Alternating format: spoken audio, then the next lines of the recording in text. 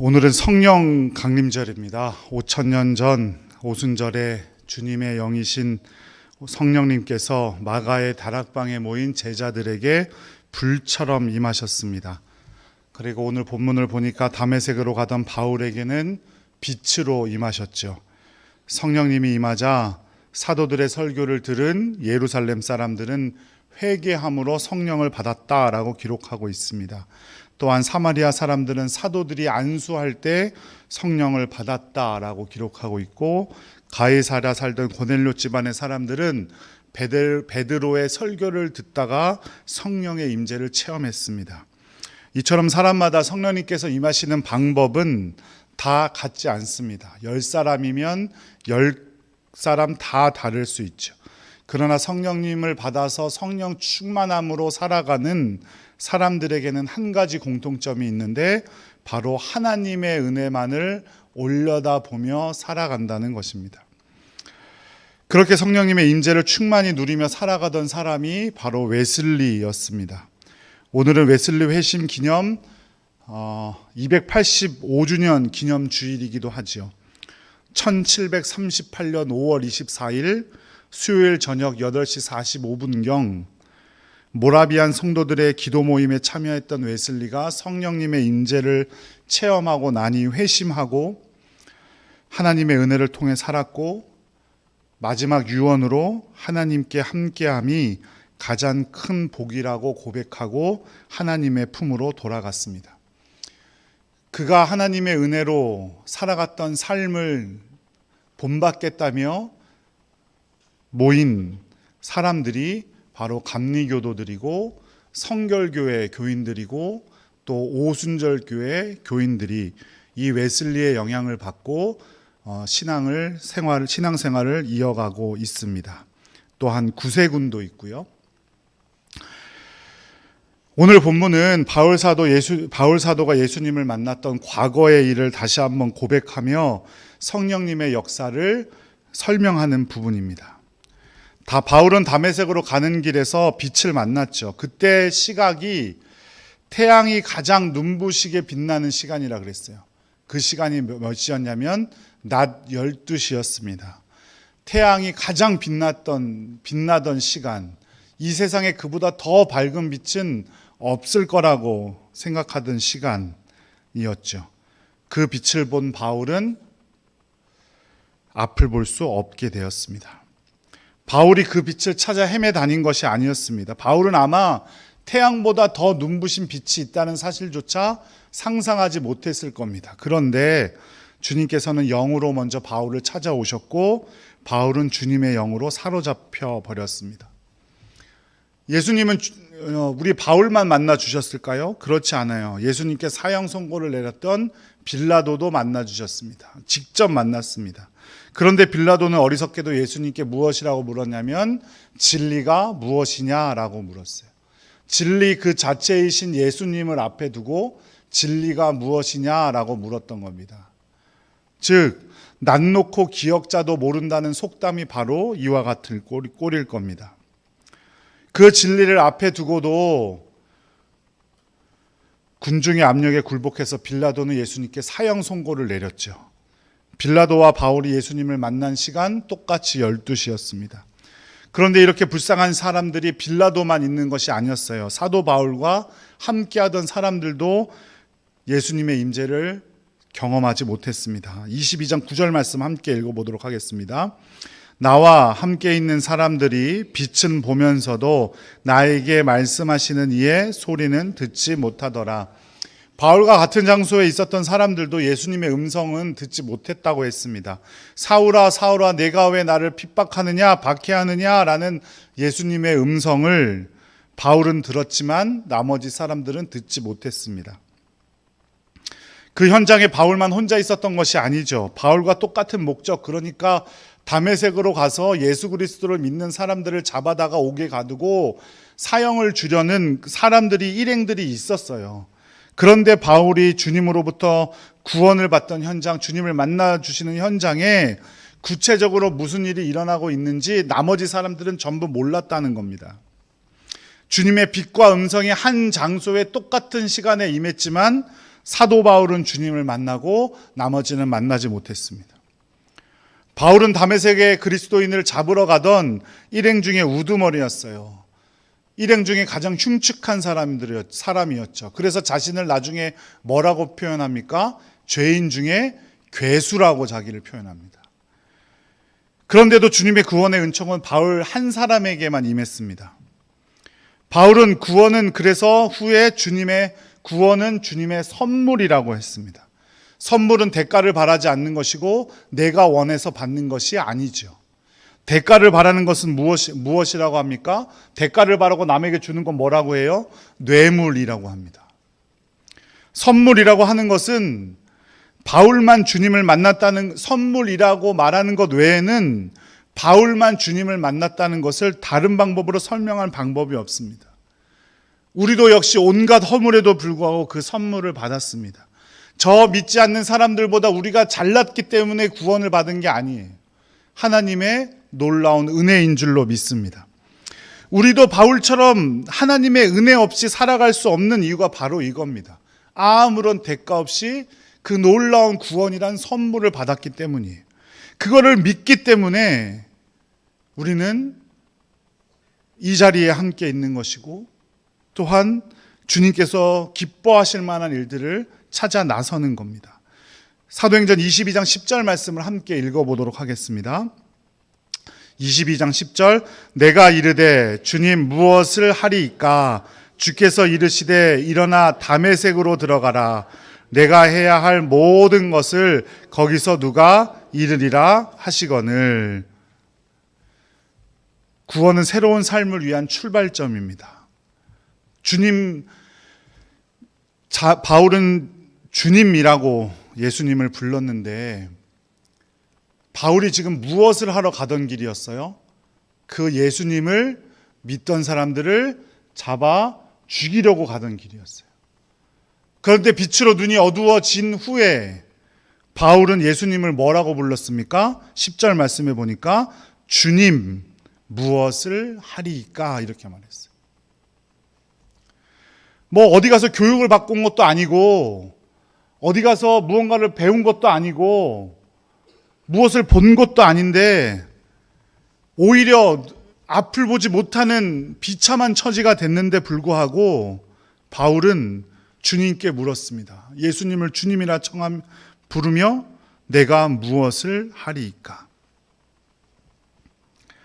볼 수도 없는 바울이 어떻게 자신에게 일어난 일들을 주님께서 하신 일이라고 고백할 수 있었을까요? 어떻게 예수님을 주님이라고 부를 수 있었을까요? 그것이 바로 성령의 역사입니다. 고린도전서 12장 3절 말씀 함께 읽어보도록 하겠습니다.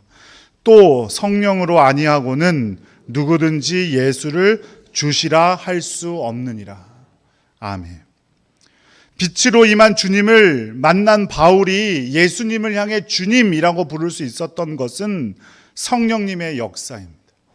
조금 전까지만 해도 자신의 눈으로 세상을 바라보고 자신의 마음대로 살아가던 바울은 예수님을 믿던 사람들을 죽이려 다니던 사람들이었어요. 그러나 예수님을 만난 후 성령 충만하여지자 육신의 눈으로는 볼 수 없게 되었지만 영적으로는 도리어 주님을 고백하게 되었고 주님이라고 부를 수 있게 된 것입니다.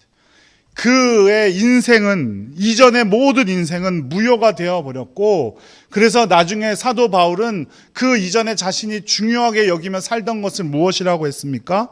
스스로 배설물과 같이 여겼다라고 기록하고 있습니다. 지금은 불쌍하게도 다른 사람들의 손에 이끌려 다메섹으로 가고 있지만 그는 주님의 말씀대로 주님의 명령대로 살기로 결정한 것입니다. 이것이 바로 성령님의 역사입니다. 누구보다 멋지고 화려했던 바울의 삶은 이제 무효가 되고 배설물처럼 되었지만 이제 앞도 볼 수 없는 초라한 꼴, 다른 사람에게 붙들려 가지 않으면 어디든 갈 수 없는 그런 사람이 되었지만 사도 바울은 하나님의 은혜로 살아가는 사람이 된 것입니다. 그 사람을 위해서 하나님께서는 그저 바울 사도를 내버려 두지 않으셨습니다. 다메섹이란 도시에 유대인들로 칭찬받고 경건한 사람인 아나니아라는 사람을 준비해 놓으셨죠. 다메섹의 직가에 위치한 유대의 집에 있던 바울을 아나니아가 찾아왔습니다. 아나니아가 바울을 찾아와 명령했습니다. 형제 사울아, 다시 보라. 바울은 즉시 아나니아를 쳐다보았다고 기록하고 있지요. 이 같은 장면을 기록한, 똑같은 장면을 기록한 사도행전 9장에는 이렇게 말합니다. 9장 17절 말씀을 함께 읽어보도록 하겠습니다. 아나니아가 떠나 그 집에 들어가서 그에게 안수하여 이르되, 형제 사울아, 주 곧 내가 오는 길에서 나타내셨던 예수께서 나를 보내어 너를 다시 보게 하시고 성령으로 충만하게 하신다 하니. 아멘. 쳐다보다를 9장에서는 다시 보게 하셨다라고 기록하고 있고, 이것이 성령으로 충만한 증거라고 말하고 있습니다. 바울은 성령의 충만을 단지 내적인 변화만을 말하고 있지 않아요. 구체적인 행동을 했다라는 겁니다. 다시 보다와 쳐다보다는 사실 같은 단어입니다. 헬라어로 아나블레포라는 단어입니다.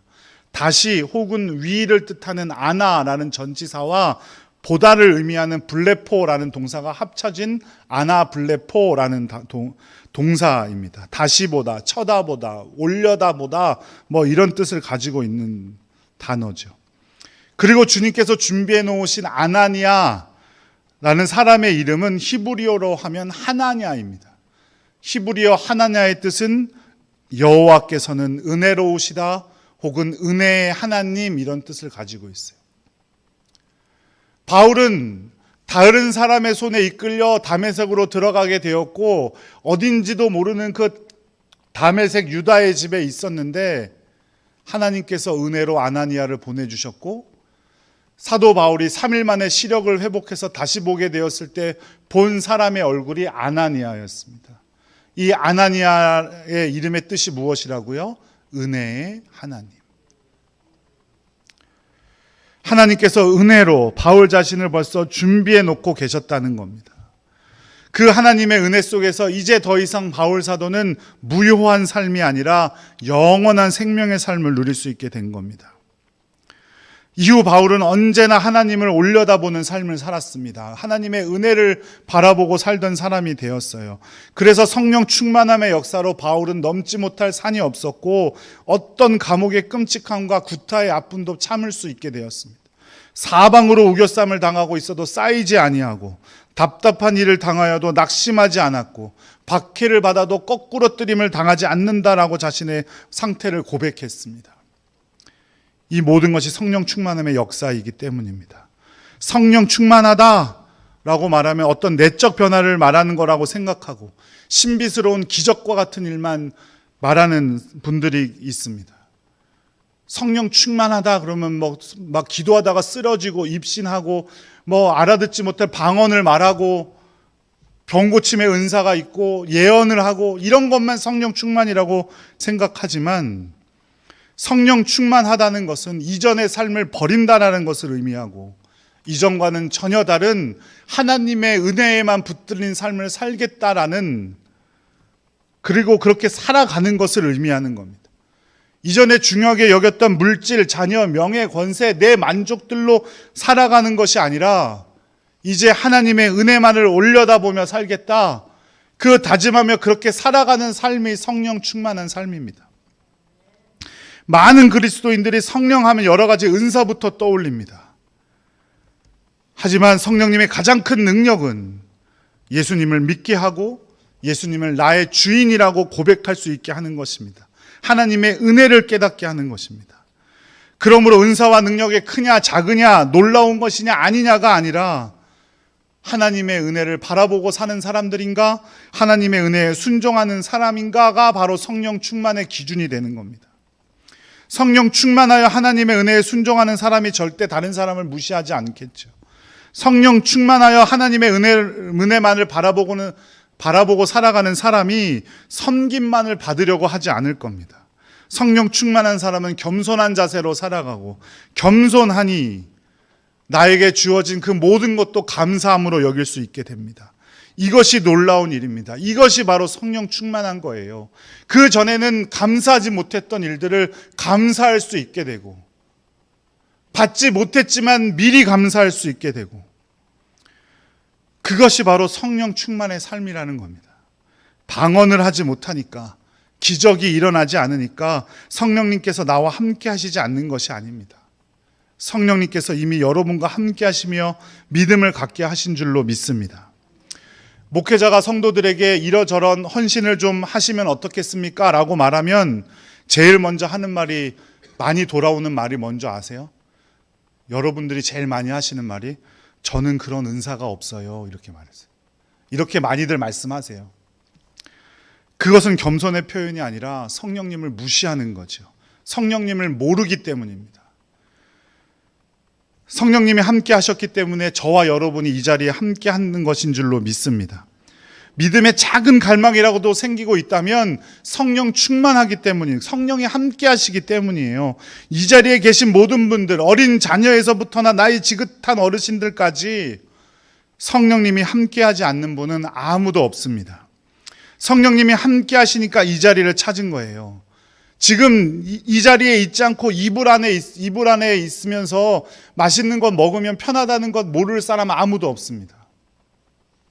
이 시간 교회 오지 않고 좋은 브런치 카페, 경치 좋은 곳 찾아가서 브런치 카페 가서 브런치도 먹고 점심도 맛있게 먹고 구경하면 좋다는 거 모를 사람 아무도 없어요. 그것이 더 좋지요, 편하고. 하지만 이 자리에 앉아 있는 이유가 무엇입니까? 성령님이 여러분과 함께 하시기 때문이에요. 여러분이 잘나기 때문이 아니에요. 여러분이 똑똑하기 때문이 아니란 말입니다. 성령님께서 함께 하시기 때문이에요. 그런데 성령님을, 그렇게 여러분과 함께 하시고 계신 성령님을 무시하고 내가 무언가 조금 잘나서 이 자리를 지키고 있는 것처럼 생각하는 분들이 있다면 그 마음을 절대적으로 버리셔야 합니다. 성령님은 지금도 여러분과 함께 하고 계십니다. 누가복음 11장 말씀에 보면 구하는 자에게 성령을 주시겠다고 약속하셨습니다. 아직도 옛사람에 휩쓸려 하나님의 은혜가 아닌 다른 세상적인 것으로 살아가고 있다면, 내 삶의 중심이 하나님의 은혜가 아닌 다른 어떤 것에 가 있다라고 조금이라도 느낀다면 회개하고 성령을 구해야 합니다. 믿음은 그저 내적 위안이나 행복을 말하는 것이 아닙니다. 국민의 행복 지수를 따지려면 항상 상위권에 있는 나라가 방글라데시입니다. 방글라데시의 영상 보신 분들 계시죠? 우리의 눈살을 찌푸리게 하는 위생 상태들, 주거 환경들, 그들은 지극히 정상인 것처럼 살아갑니다. 그것이 전부인 것처럼 생각해요. 그러니 행복하다 여기며 살아가는 겁니다. 왜 그럴까요? 이 나라 사람들은 다른 나라 사람들이 얼마나 잘 살고 있는지 모르고 있기 때문이에요. 물론 종교적인 영향도 있겠죠. 이와 마찬가지예요. 성령의 충만함을 실제로 경험해보지 못하고 살아가니까, 그걸 모르니까 구하지도 않는 겁니다. 성령 충만은 그런 단순한 행복이 아니에요. 내 삶을 실제로 움직이는 능력이고 하나님의 은혜를 바라보게 하는 겁니다. 우리가 이 자리에 함께 나와 예배드리고 있는 것, 성령님의 역사인 줄로 믿습니다. 내 안에 이런 놀라운 일을 행하신 성령님께서 더 큰 일은 못하시겠습니까? 성령님을 무시하고 스스로 못한다고, 안 된다고, 저거는 절대로 안 될 거라고 시도조차 하지 않는 것은 성령님을 무시하는 겁니다. 성령님께서 함께 하실 때 우리는 더 놀라운 일들도 감당할 수 있게 될 줄로 믿습니다. 그것이 지극히 정상적인 그리스도인의 삶이에요. 찬양대를 보세요. 찬양대는 왜 다른 성도들보다 1시간보다 먼저 나와 연습하고 밥 먹자마자 부랴부랴 내려와 이 자리에서 찬양을 연습하겠습니까? 자기 노래 잘한다고 뽐내려고 그런 것 같으십니까? 아니에요. 성령님이 우리 찬양대원들과 함께하고 계시기 때문인 줄로 믿습니다. 안내원들 보세요. 안내위원들.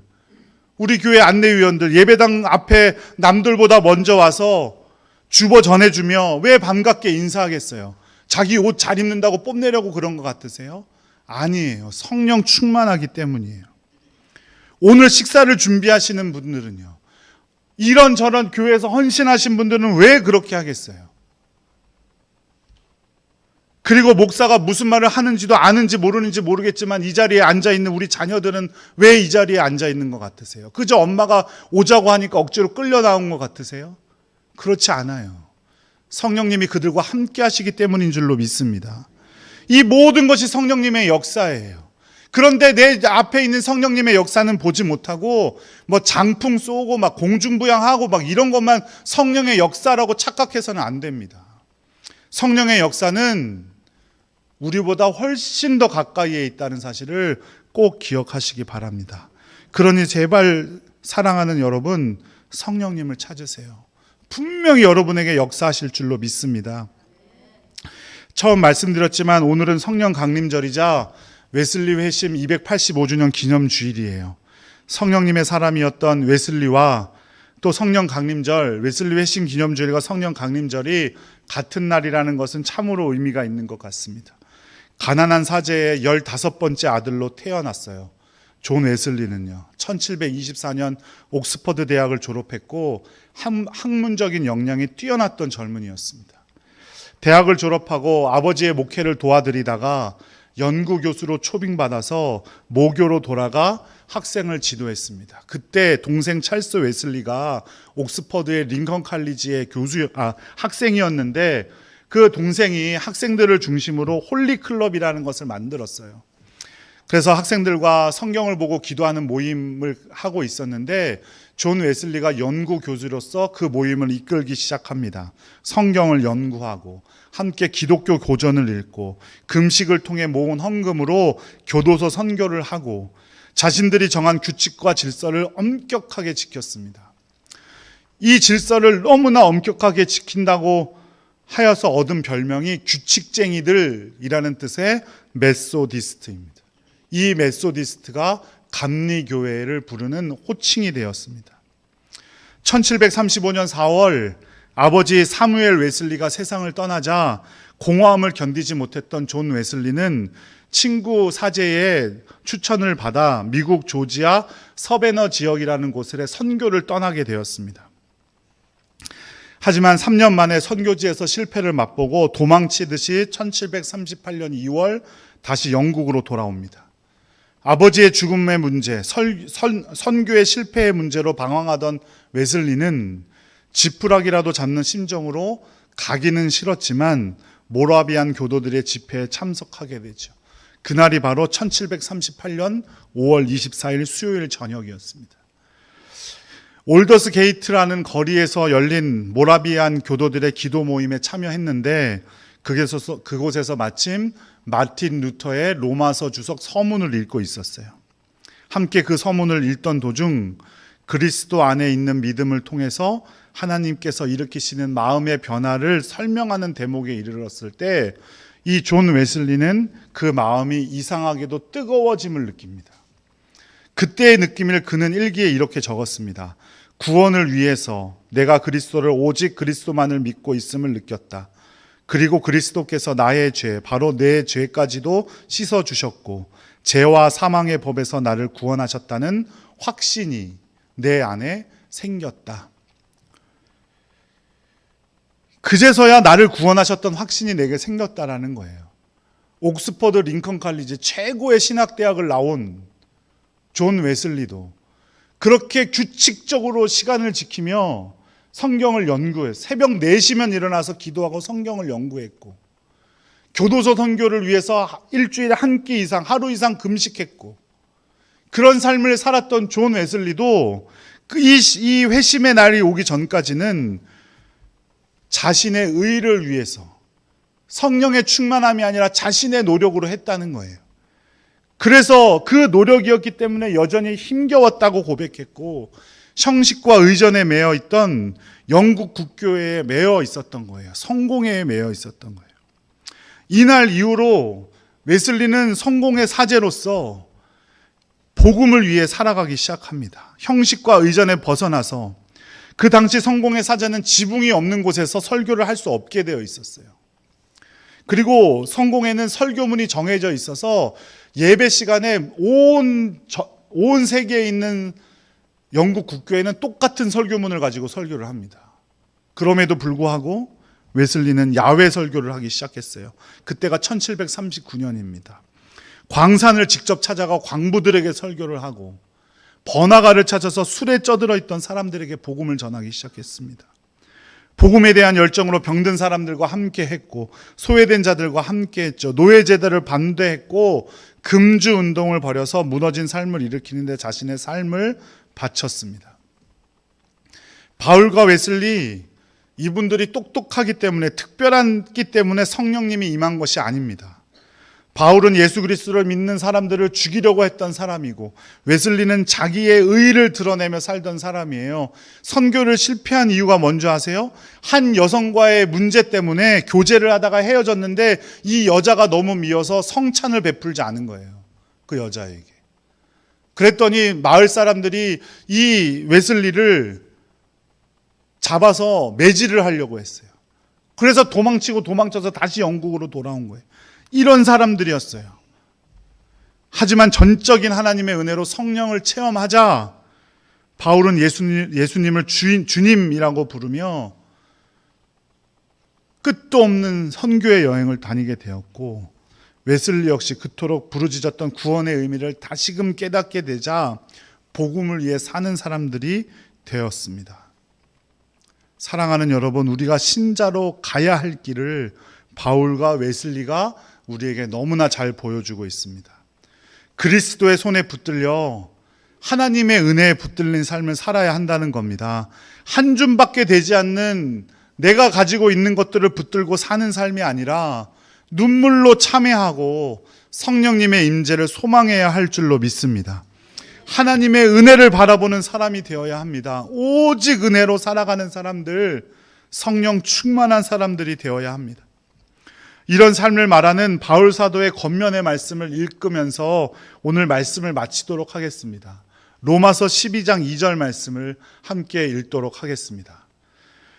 너희는 이 세대를 본받지 말고 오직 마음을 새롭게 함으로 변화를 받아 하나님의 선하시고 기뻐하시고 온전하신 뜻이 무엇인지 분별하도록 하라.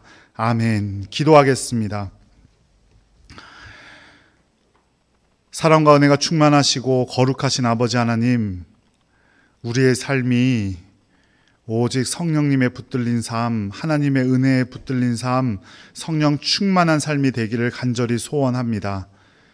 세상에 기뻐하던 것들, 이전에 중요하게 여겼던 것들은 모두 내려놓고 오직 주님의 은혜를 사랑하며 소망하며 살아가기를 간절히 원합니다.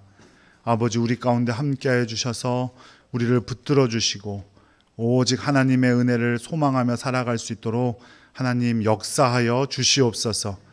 성령님의 임재가 무엇인지 몰라 안타까워 있는 성도들이 있다면 주님 한 분 한 분 만나주시고 성령님의 충만한 임재를 주님 경험케 하여 주시옵소서. 예수님의 이름으로 감사하며 기도드렸습니다. 아멘.